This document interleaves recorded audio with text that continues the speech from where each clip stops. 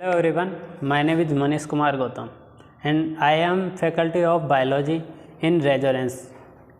आज की बात करें तो आज का हमारा एक टॉपिक की बात करेंगे जो है cell membrane. What is cell membrane? Cell membrane जो है वो नीट डिवीज़न में सेल बायोलॉजी के अंडर में एक मोस्ट इम्पॉर्टेंट टॉपिक है। जब हम सेल की बात करते हैं ना तो cell membrane is the basic in cell biology. तो सेल बायोलॉजी में बात करेंगे जब सेल मेम्ब्रेन की, तो सेल मेम्ब्रेन का टर्म्स हम आइडेंटिफाई करेंगे, डिफाइन करेंगे। तो मेम्ब्रेन जो होती है वो outer covering of the cell होती है। सेल मेम्ब्रेन का मतलब क्या है? सेल के outer layer, outer most of covering of the cell is cell membrane. Okay, cell membrane जो है वो कहाँ पे प्रेजेंट होती है? हम बात करते हैं सेल टू टाइप की होती है। One is the prokaryote cell and second is eukaryote cell. तो प्रोकैरियोट एंड यूकैरियोट दोनों टाइप की सेल में सेल मेम्ब्रेन प्रेजेंट होती है। सेल मेम्ब्रेन की बात करेंगे तो सेल मेम्ब्रेन क्या करके जाती है? जो हमारा साइटोप्लाज्म में न्यूक्लियस है, सेल ऑर्गेनल है, उन सबको प्रोटेक्ट करके जाती है cell membrane. Okay, cell membrane में बात करेंगे तो सेल मेम्ब्रेन हमने बात किया present both in eukaryote and prokaryote. Outer most covering की हमने बात किया, outer most covering of the cell that is elastic, living, permeable, hydrophilic in nature and selectively permeable membrane. Selectively permeable membrane means selectively permeable membrane का मतलब होता है कि कुछ पार्टिकल्स लार्ज होंगे साइज में, कुछ पार्टिकल्स क्या होंगे? साइज में स्मॉल होंगे। सो सेलेक्टिवली परमिएबल मेम्ब्रेन का मतलब है कि मेम्ब्रेन जो क्या है वो सिलेक्ट करती है परमिएबिलिटी को ऑफ द मॉलिक्यूल। वो उन मॉलिक्यूल को ट्रांसपोर्ट नहीं होने देगी थ्रू द मेम्ब्रेन जिनकी साइज़ लार्ज है, और जिनकी साइज स्मॉल है वो इजीली पास हो जाएंगे थ्रू द मेम्ब्रेन। इसे बोलेंगे सिलेक्टिवली परमिएबल मेम्ब्रेन। ओके, उसके बाद में बात कर लेते हैं कि chemical component. What is chemical component? Chemical component का मतलब है कि जो भी रॉ मटेरियल है, सेल मेम्ब्रेन हम बनाते हैं, सेल मेम्ब्रेन एक बनेगी सेल के अंदर, तो उसमें कंपोनेंट लगेंगे। हम जब किसी घर की बात करते हैं, किसी भी होम की बात करते हैं, किसी भी हाउस की बात करते हैं, तो आप उसमें देखेंगे ब्रिक्स का यूज करेंगे, उसमें सीमेंट का यूज करेंगे, उसमें ढेर सारे बहुत सारे मटेरियल, रॉ मटेरियल का यूज करेंगे। वैसे ही जब सेल मेम्ब्रेन फॉर्म होती है तो सेल मेम्ब्रेन भी रॉ मटेरियल का यूज करती है। वो रॉ मटेरियल कौन से हैं? वो हो सकते हैं either protein and lipid. Lipid is the fatty acid. Okay, and protein जो है वो प्रोटीन ट्रांसपोर्ट में हेल्प करता है इन द सेल मेम्ब्रेन। तो एक तो प्रोटीन हो गया, एक लिपिड हो गया, और H2O। H2O जो है फ्लूइड के रूप में प्रेजेंट होता है सेल में। ठीक है, प्रोटीन हो गया, लिपिड हो गया एंड H2O हो गया, और सम कार्बोहाइड्रेट। कार्बोहाइड्रेट क्या करेंगे? हम बात करते हैं जब एंटीजन की बात करते हैं, एंटीबॉडी रिएक्शन की बात करते हैं, या फिर जब हम बात करते हैं इम्यूनोलॉजी में जब सेल अटैचमेंट की बात करते हैं, तो वहाँ पे कुछ कार्बोहाइड्रेट लिंक विथ प्रोटीन होती है, ग्लाइकोप्रोटीन जिसे बोलते हैं, वो सरफेस पे प्लाज्मा मेम्ब्रेन के सरफेस पे प्रेजेंट होते हैं। तो वो किसके बने होते हैं? वो कार्बोहाइड्रेट प्लस प्रोटीन के बने होते हैं। तो यहाँ पे हमने बात की है chemical component in the membrane is like protein, lipid, H2O and carbohydrate. और बात करें, मैं एक क्वेश्चन पूछना चाहूँगा आपसे कि क्या DNA और RNA प्रेजेंट होते हैं सेल मेम्ब्रेन के अंदर? तो शायद आपको पता होगा कि DNA RNA न्यूक्लियस में प्रेजेंट होते हैं, ना कि सेल मेम्ब्रेन में प्रेजेंट होते। तो आप बोलेंगे कि सेल मेम्ब्रेन में DNA RNA प्रेजेंट नहीं होते क्योंकि ये जेनेटिक मटेरियल है। जेनेटिक मटेरियल में सेल मेम्ब्रेन में कहाँ से आएगा? सेल मेम्ब्रेन में जेनेटिक मटेरियल का काम ही नहीं है। वहाँ पे जेनेटिक इन्फॉर्मेशन थोड़ी ना प्रोवाइड करनी है हमको सेल को। वहाँ पे क्या करना है? हमको प्रोटेक्ट करना है सेल को। तो DNA RNA वहाँ पे प्रेजेंट नहीं हो सकता। वहाँ पे protein, lipid, H2O and carbohydrate he present होगा। ओके, यहाँ तक हमने बात की। अब बात करते हैं कंपोजिशन की। जब हम NCERT की बात करते हैं तो NCERT में दिया गया है कि RBC की बात की गई है। RBC जो होती है ह्यूमन में RBC पाई जाती है, right? Red blood cell. Red blood cell को लिया गया है, वहाँ पे देखा गया है कि हमने बात की है सेल मेम्ब्रेन में प्रोटीन होता है, लिपिड होता है। तो उसमें कंपोजिशन में बात किया गया है कि 100%, अगर हम नॉर्मली बात करें, एक मेजरमेंट लेके चले कि 100% किसी भी मेम्ब्रेन में प्रोटीन और लिपिड हो सकता है। तो आरबीसी को देखा गया है कि आरबीसी में कितना % प्रोटीन था? और कितना परसेंट लिपिड था। तो प्रोटीन की जब बात करेंगे तो प्रोटीन ज़्यादा है सेल मेम्ब्रेन ऑफ आरबीसी में और लिपिड कम में। कितना परसेंट प्रोटीन है, कितना परसेंट लिपिड है, तो प्रोटीन की जब बात करते हैं तो 52% protein is the present in cell membrane of RBC. And lipid की बात करेंगे तो 42% present of lipid in RBC. Remaining part जो बचा है, रिमेनिंग पार्ट क्या हो जाएगा, कार्बोहाइड्रेट हो जाएगा। कार्बोहाइड्रेट में मैंने बताया ग्लाइकोप्रोटीन हो गया, ग्लाइकोलिपिड हो गया और कार्बोहाइड्रेट की बात हो गई। ये हो गई सिंपल सी कंपोजिशन की हमने बात कर ली। उसके बाद में बात करते हैं कि जो मॉडल्स दिए गए, डिफरेंट काइंड्स ऑफ मॉडल दिए गए ऑन द सेल मेम्ब्रेन। बहुत से साइंटिस्ट आए, कुछ ने बोला सेल मेम्ब्रेन एक सिंगल मेम्ब्रेन यूनिट है, ठीक है, सिंगल मेम्ब्रेन की बनी होती है। कुछ साइंटिस्ट आए कि नहीं, देखो सेल मेम्ब्रेन जो है वो लिपिड और प्रोटीन दोनों की बनी होती है, बट उन्होंने बताया कि दो लिपिड लेयर के बीच में, ये दो लिपिड लेयर है, इन दोनों लिपिड लेयर के बीच में एक प्रोटीन प्रेजेंट होता है, ठीक है। कुछ साइंटिस्ट आए, एक साइंटिस्ट आए, उन्होंने बताया कि सेल मेम्ब्रेन में फ्लूइडिटी, स्टेबिलिटी होना बहुत ज़रूरी है, क्योंकि स्ट्रेस कंडीशन जब आएगी तो सेल मेम्ब्रेन अपने आप को बैलेंस कैसे करेगी। तो उसके लिए उन्होंने बताया कि जो प्रोटीन और लिपिड होते हैं फ्लूइड मोज़ेक पैटर्न में प्रेजेंट होते हैं। तो उनके बारे में बात कर लेते हैं। सबसे पहले कौन आया, सबसे पहले आए डेनेली एंड डेविंसन। डेनेली एंड डेविंसन जो साइंटिस्ट है, उन्होंने बोला कि जो सेल मेम्ब्रेन है वो किस फॉर्म में रहती है, वो रहती है सैंडविच। सैंडविच आपने देखा होगा, खाया भी होगा। I think mostly of student ने सैंडविच खाया होगा। सैंडविच में क्या होता है कि सैंडविच में ब्रेड होते हैं, दो लेयर होती है ब्रेड की, उसके बीच में जो भी मटेरियल है वो रखा जाता है। तो वैसे ही प्लाज्मा मेम्ब्रेन में भी क्या होता है, सैंडविच मॉडल में डेनेली एंड डेविंसन ने बताया कि देखो ऊपर आउटर मोस्ट लेयर होगी वो भी लिपिड रहेगी, इनर मोस्ट लेयर वो भी लिपिड रहेगी, और जो in the between of outer most layer and inner most layer वो जो है वो प्रोटीन वाला पार्ट रहेगा। तो एक सैंडविच की तरह हमें सेल मेम्ब्रेन दिख रही है। तो सैंडविच मॉडल में ये बताया गया है कि सेल मेम्ब्रेन जो है वो एक सैंडविच पैटर्न में है, ओके। उसके बाद में दूसरा आया unit membrane model. Unit membrane model किसने दिया था, यूनिट मेम्ब्रेन मॉडल दिया था रॉबर्टसन ने। उन्होंने एक यूनिट फॉर्म में सेल मेम्ब्रेन के बारे में बताया।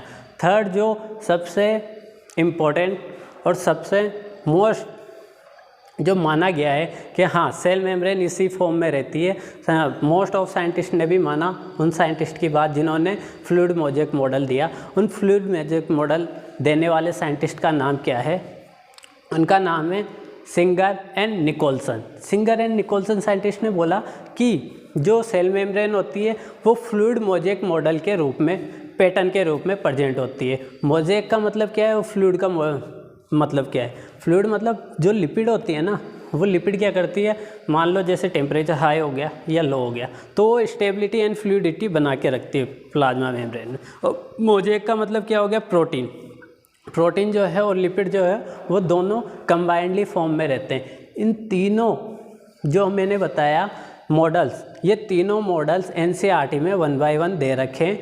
और इसके बाद में जो मैंने बताया ये last model fluid mosaic model, इसको अपन डिटेल फॉर्म में देखेंगे। यहाँ तक आप स्क्रीनशॉट ले सकते, बाद में हम आगे बढ़ेंगे। तो हमने तीनों मॉडल की बात कर ली थी। कौन कौन से मॉडल थे, sandwich model, unit membrane model और फ्लूइड मोज़ेक मॉडल।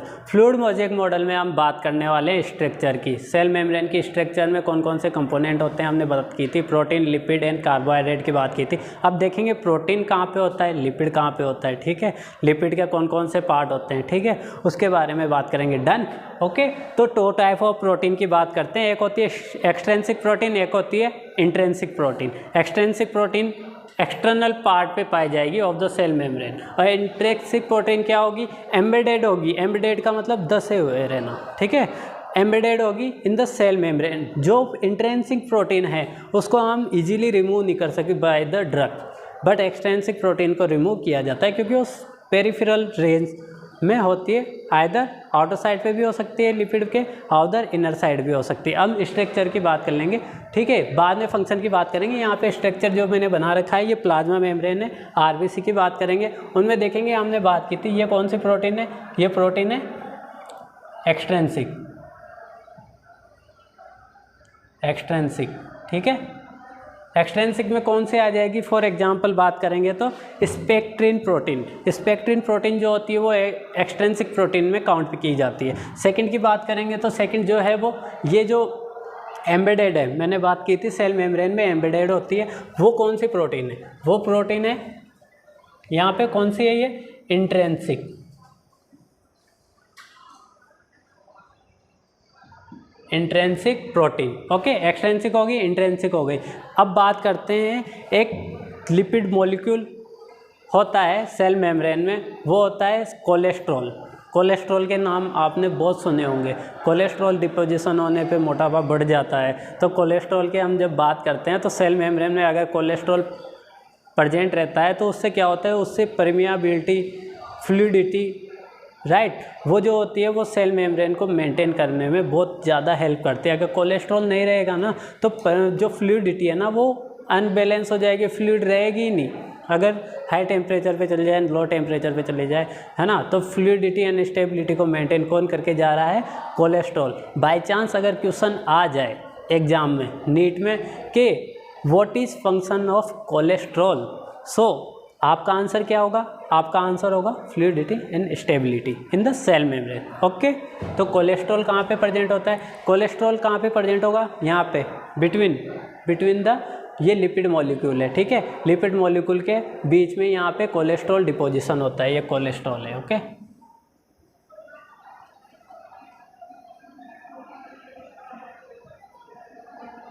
ठीक है, यहाँ पे बात करेंगे। अब हमने बात की थी जब इम्यूनिटी की बात करते हैं या सेल सेल इंटरेक्शन की बात करते हैं, सेल रिकॉग्नाइजेशन की बात करते हैं, तो वहाँ पे जो होता है नेम और नेक, ग्लाइकोप्रोटीन और ग्लाइकोलिपिड की बात करते हैं, उसके थ्रू क्या किया जाता है, सेल जो है वो रिकॉग्नाइज करती है किसी भी एंटीजन को, राइट, या एंटीबॉडी होती है, वो भी ग्लाइकोप्रोटीन और ग्लाइकोलिपिड की बनी होती है सेल मेम्ब्रेन पे।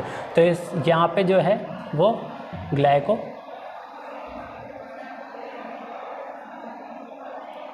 ग्लाइकोलिपिड, ओके, ये लिपिड मॉलिक्यूल पर प्रेजेंट है इसलिए इसको ग्लाइकोलिपिड बोलेंगे, राइट।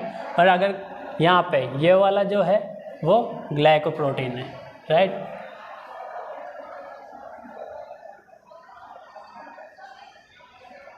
ये ग्लाइकोप्रोटीन है, क्यों, क्योंकि ये एक्सट्रेंसिक प्रोटीन पे प्रेजेंट है इसलिए इसको ग्लाइकोप्रोटीन बोलेंगे, ठीक है। एक यहाँ पे भी है, मैंने एग्जांपल दिया था एक्सट्रेंसिक प्रोटीन का, स्पेक्ट्रिन, ये मैं यहाँ पे लिख रहा हूँ स्पेक्ट्रिन, ठीक है।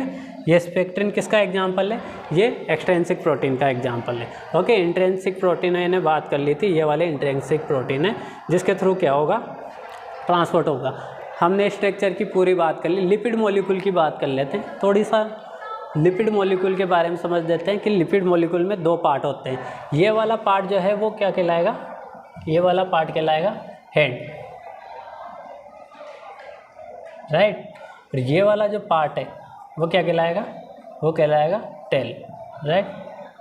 हेड पार्ट जिसमें फॉस्फेट ग्रुप अटैच रहता है वो हेड कहलाएगा। ये जो हाइड्रोफिलिक नेचर का रहता है, हाइड्रोफिलिक का मतलब ही ये वाटर से कनेक्ट रहेगा, वाटर यहाँ पे भरा रहेगा तो यहाँ पे वाटर कनेक्ट रहेगा। बट ये जो टेल पार्ट है ये कंप्लीट, ये यहाँ पे दो टेल दिखा रखी है, ये क्या है, लिपिड है।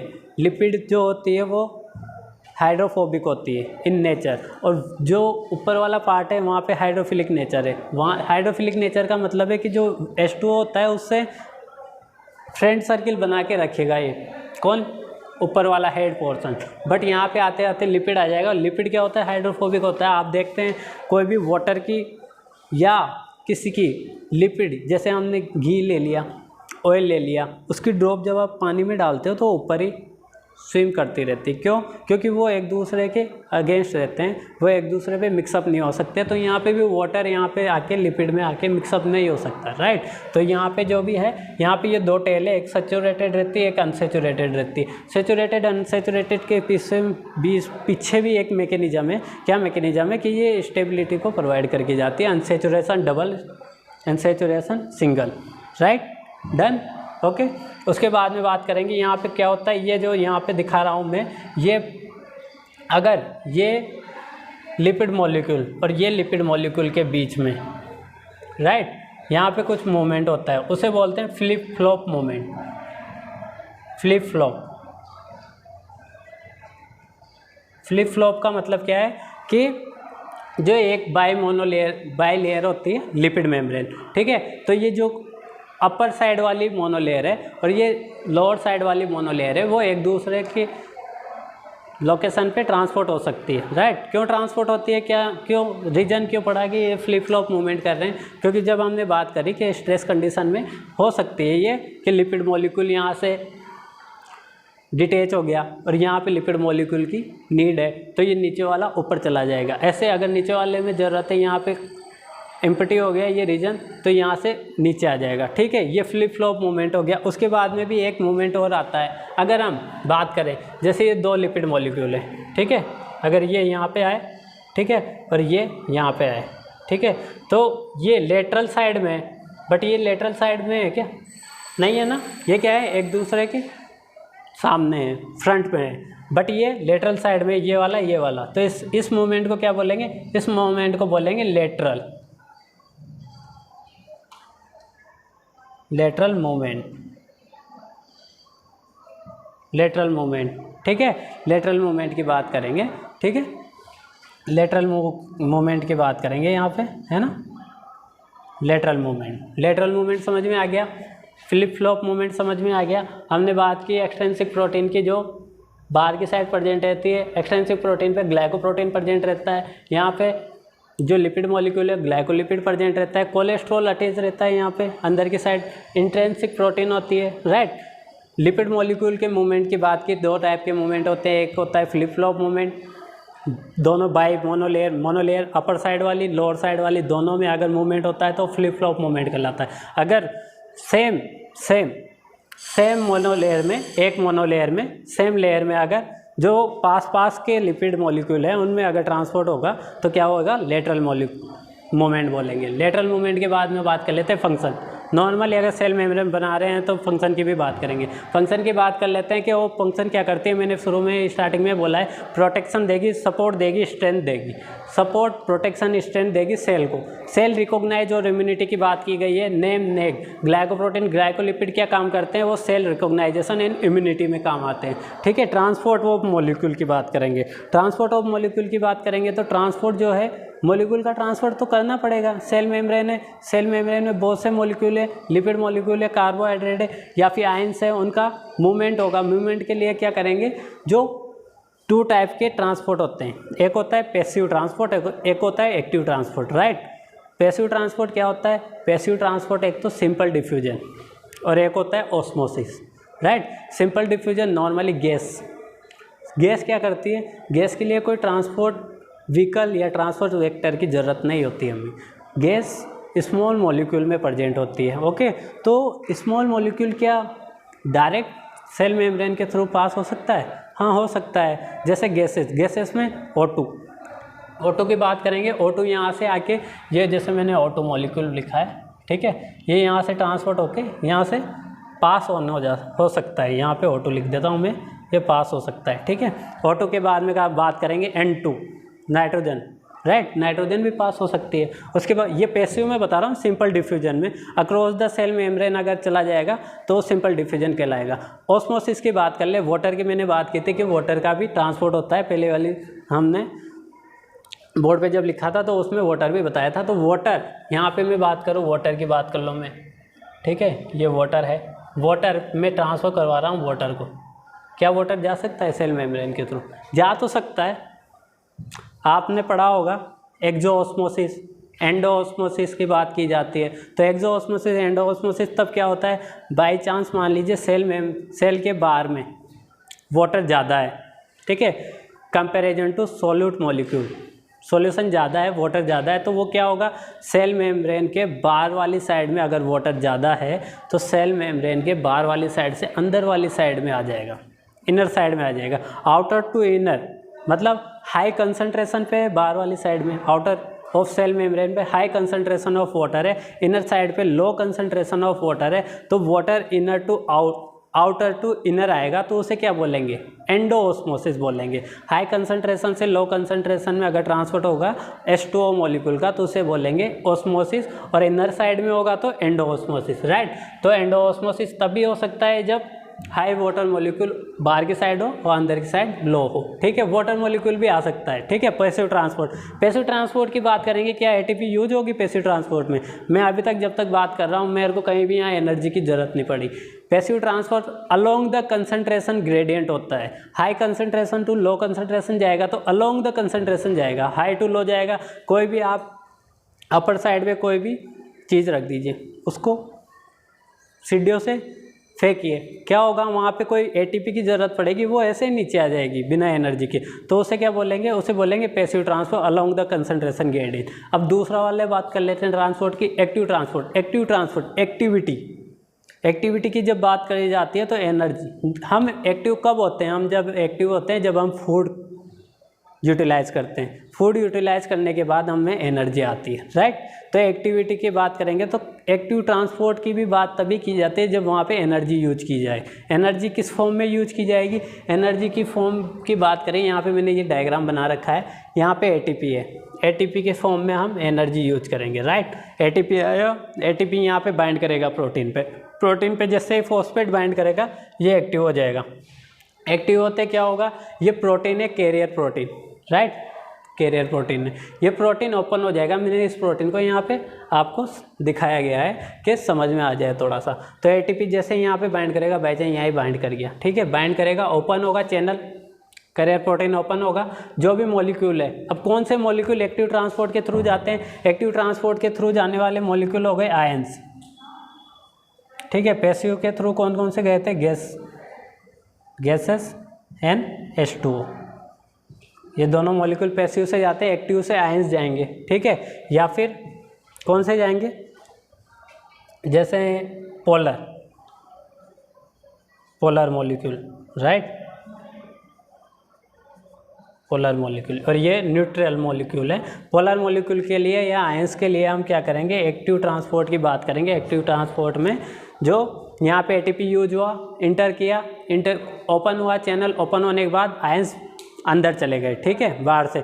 दूसरा एग्जांपल जो है सोडियम पोटेशियम पंप है। सोडियम पोटेशियम पंप में भी 3 सोडियम अंदर की साइड आएंगे इनर साइड, और 2 पोटेशियम बाहर की साइड जाएंगे, इसमें भी एनर्जी का यूज होता है, ठीक है। ये कौन सा एक्टिव ट्रांसपोर्ट में बात करेंगे तो ये अगेंस्ट द कंसंट्रेशन ग्रेडियंट है। एक बल्क ट्रांसपोर्ट की बात की जाती है, वो समराइज कर लेते हैं, थोड़ा सा वक्त और बचा हुआ है हमारे पास तो उसकी बात कर लेते हैं। बल्क ट्रांसपोर्ट में एक तो होती है एंडोसाइटोसिस, एक होती है एक्सोसाइटोसिस। एंडोसाइटोसिस में बात करेंगे तो इनगल्फ करना, तो उसमें 2 टाइप के होते हैं, एक होते हैं फेगोसाइटोसिस, एक होता है पिनोसाइटोसिस। फेगोसाइटोसिस की बात की जाती है तो सेल ईटिंग की बात की जाती है, ठीक है, और पिनोसाइटोसिस की बात की जाती है तो सेल ड्रिंकिंग की बात की जाती है। दूसरा होता है एक्सोसाइटोसिस, कोई भी वेस्टेज प्रोडक्ट है सेल में वेस्टेज प्रोडक्ट की कोई रिक्वायरमेंट नहीं है तो उसको हम बाहर फेंकेंगे। बाहर फेंकने के लिए सेल क्या करेगी, एक्सोसाइटोसिस करेगी थ्रू द वेसिकल।